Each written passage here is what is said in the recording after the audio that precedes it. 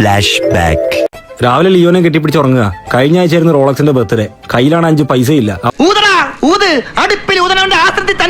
ഈ കിടക്കുന്ന വണ്ടികളൊന്നും ഓടത്തില്ല. എന്റെ സെക്കൻഡ് ഹാൻഡ് BMW എടുത്ത് ഞാൻ ഒരു സ്ഥലം വരെ പോവാ.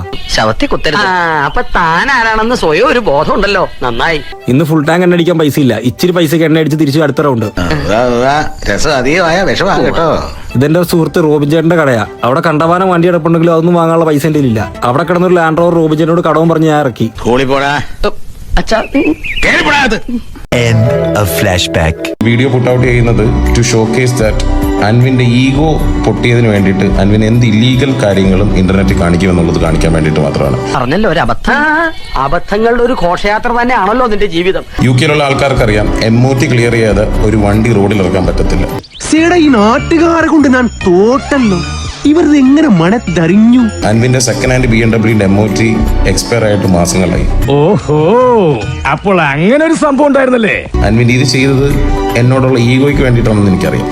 പക്ഷേ I'll make sure you won't do that again. എന്താ മല്ലയ്യ, എന്താ ഞാൻ കേൾക്കുന്നത്?